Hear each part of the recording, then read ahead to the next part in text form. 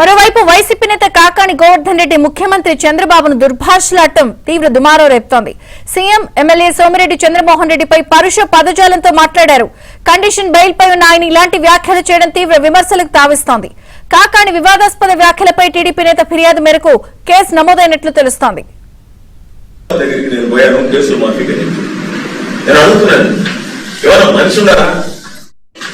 చంద్రబాబు నాయుడు 2016 సంవత్సరంలో నేర ఒప్పుదల పంచనామాని ఒక కన్ఫెషన్ స్టేట్మెంట్ ఎవడో ఒకటి దగ్గర రాయించి పోలీసుల చేత మా మీద ఏం కేసులు లేవు, నా మీద ప్రతాప్ రెడ్డి మీద ఇదిగో మామూలుగా మా మీద ఒక కన్ఫెషన్ స్టేట్మెంట్ పంచనామా రాయించి సంతకాలు పెట్టించి వెధవలారా వెధవ పనులన్నీ చేసినటువంటి మీరు దీని మీద ఛాలెంజ్ ఇస్తున్నా చంద్రబాబు నాయుడు. నువ్వు ఫోన్ చేసి గోవర్ధన్ రెడ్డి మీద ప్రతాప్ రెడ్డి మీద కేసు పెట్టమని చెప్పేవాళ్ళు.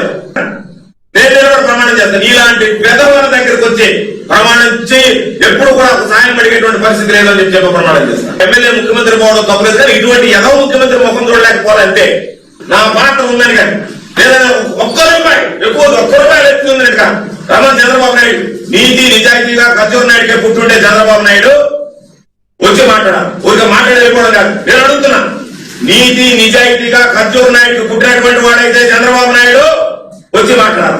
దీని మీద మాట్లాడుతున్నాడు. ఊరికే ఏదో మాట్లాడుతున్నాం, వలసలుతున్నాం, వెళ్ళిపోతున్నాం అనేది కాదు. మిమ్మల్ని చూస్తే ఎవరికి బుద్ధి చెప్పాలా, గట్టిగా మాట్లాడకపోతే ఈ విధవులు ఏదైతే మాట్లాడుతున్నారు అనేటువంటి దాని మీద మాట్లాడటం. చంద్రబాబు దగ్గరికి నేను